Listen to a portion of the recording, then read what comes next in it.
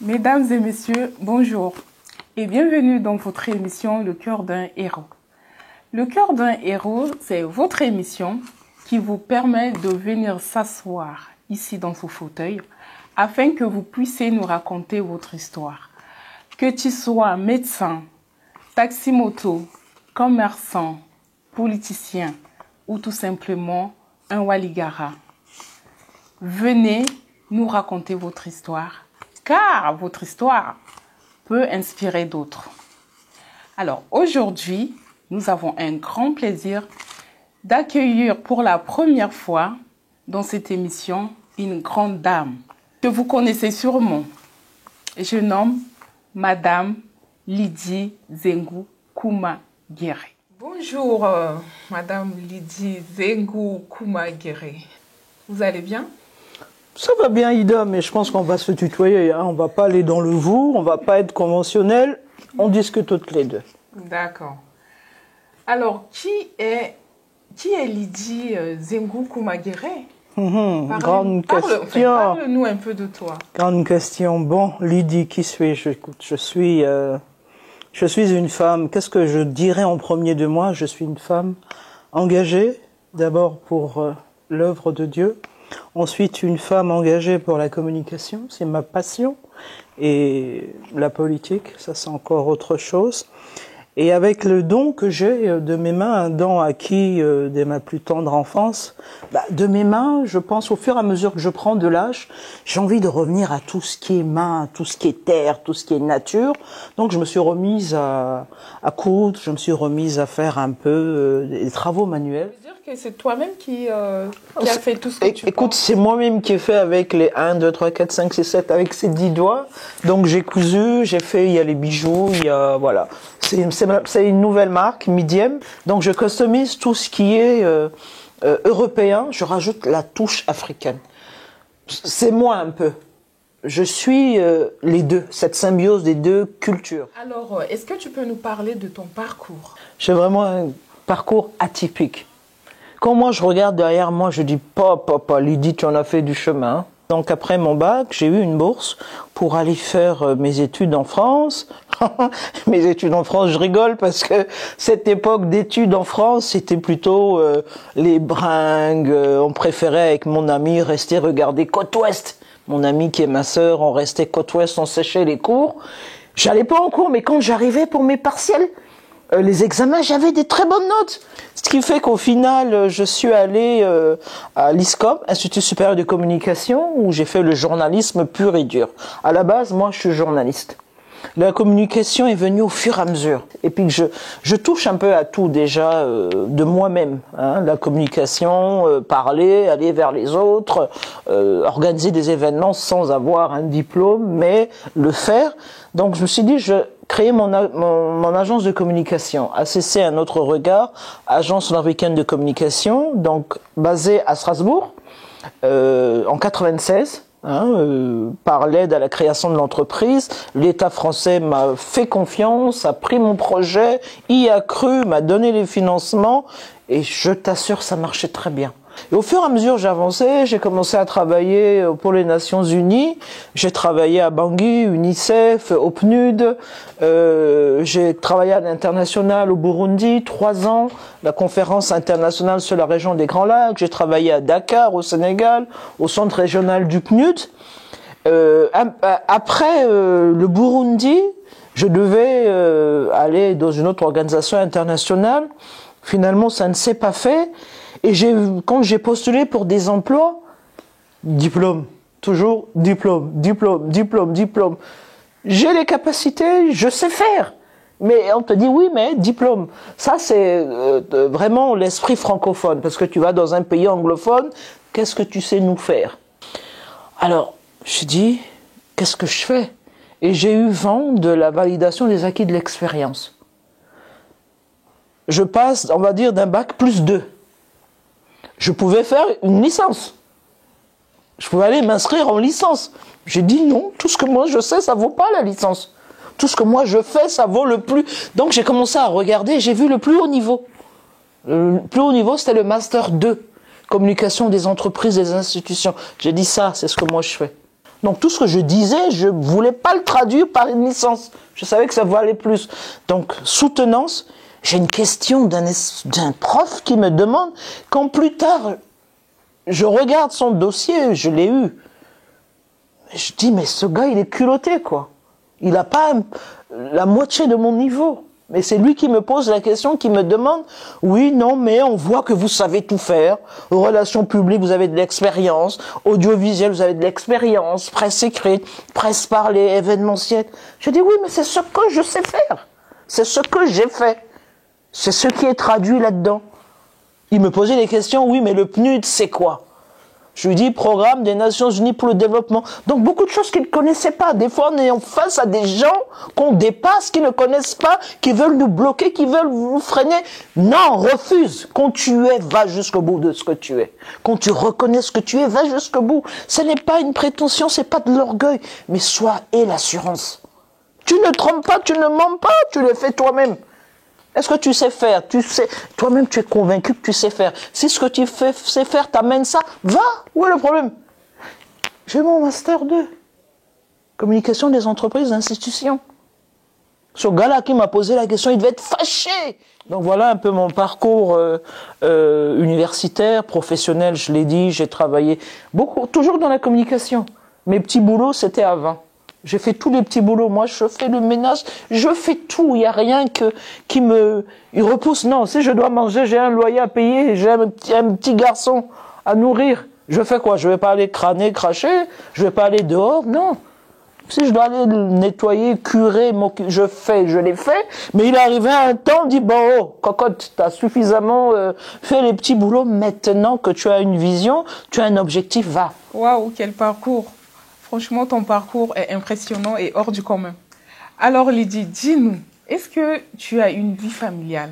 Et si c'est le cas, comment tu fais pour pallier ta vie familiale et ta vie professionnelle? Si j'avais pas, je pense, une vie familiale, je n'aurais jamais pu. Il faut avoir un support, il faut avoir un socle. Et ma famille, c'est mon socle. Donc je suis mariée à monsieur Francis Coman-Guéret. Je lui tire mon chapeau parce que avoir une femme comme moi, il faut vraiment, vraiment l'aimer. Tu dois beaucoup voyager, tu dois beaucoup être absent. Je suis absente. Il me remplace j'ai des enfants, donc je suis mariée à Francis.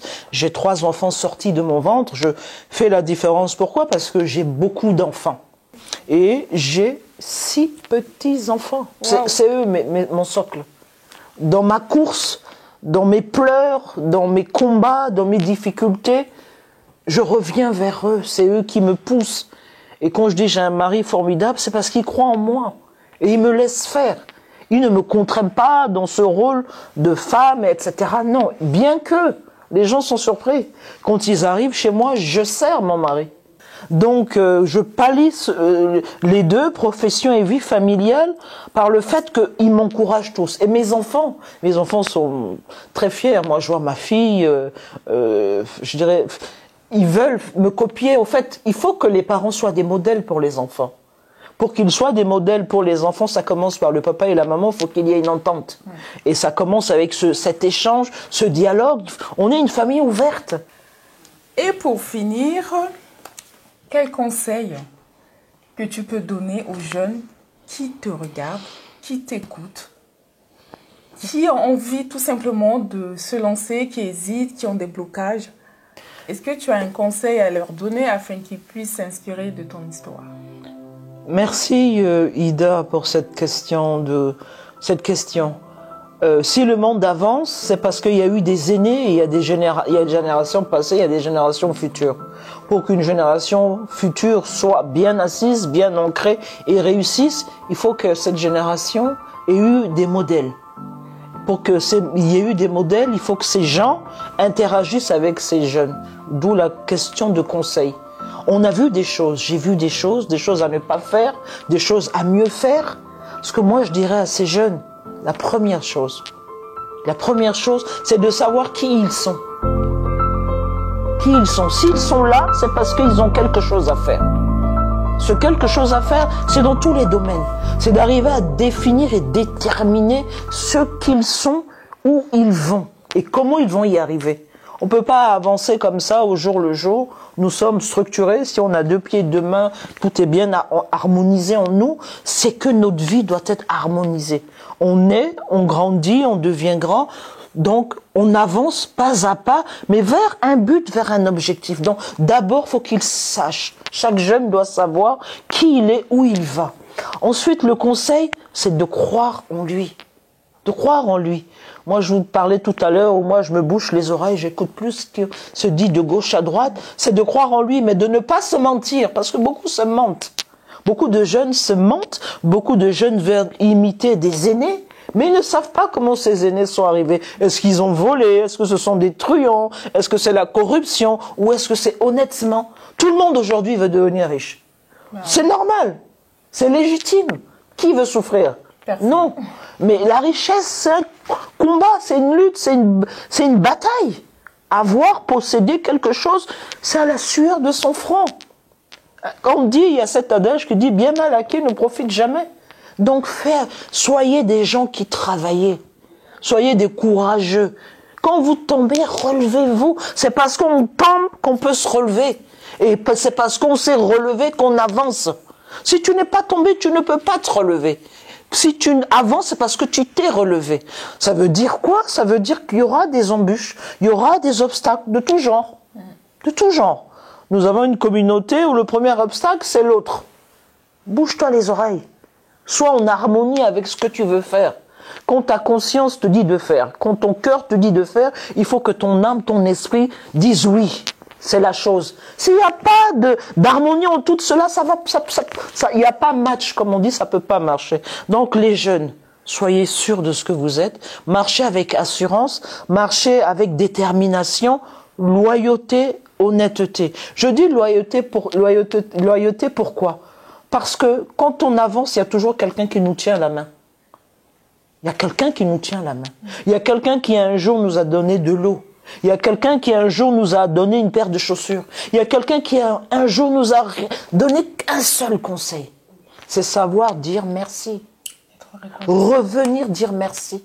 La reconnaissance, tu n'es pas reconnaissant, tu bombes ton torse, tu avances. Zéro, tu vas tomber. Tu vas tomber. Donc jeunes, soyez reconnaissants. Vous n'êtes pas arrivés par hasard quelque part. Autre chose, si tu me permets, je vais peut-être un peu longue. Et ça, c'est quelque chose, c'est un fondement, vous me permettez, je dois le dire. Honore ton père et ta mère. C'est alors que tu réussiras dans tes entreprises. Honore ton père et ta mère. Ton père et ta mère, c'est pas que biologique. C'est la personne qui a joué ce rôle. L'honorer, c'est quoi?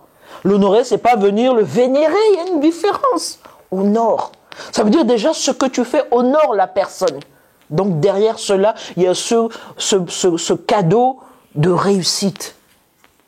Parce qu'il y a des gens qui sont là, ils pensent qu'ils sont arrivés tout seuls, ils se sont fait tout seuls, le je prend le dessus, tu te casses, excusez-moi du terme, tu te casses la gueule. Mais quand bien même tu t'es cassé la gueule, tu as l'opportunité de recommencer, à ne plus faire les mêmes erreurs, si tu n'es pas un insensé. Donc, mais les jeunes, soyez des gens sensés, des gens qui réfléchissent, des gens qui écoutent les conseils, des gens qui savent donner de l'eau à quelqu'un qui a envie de boire de l'eau, des gens qui disent « j'ai pas pu, demain je pourrais, demain je ne peux pas, mais après demain je pourrais ». Tomber, se relever, tomber, se relever, tomber. Droiture, honnêteté, ça paye. Voilà un peu les conseils. Voilà, Ida. Merci beaucoup, quelle histoire. Wow. Mesdames et messieurs, nous voici à la fin de notre émission. En tout cas, nous vous remercions d'être nombreux, de nous faire confiance et d'avoir suivi cette émission. Nous vous donnons rendez-vous très bientôt pour un nouveau numéro. En attendant, prenez soin de vous. À très bientôt. Merci.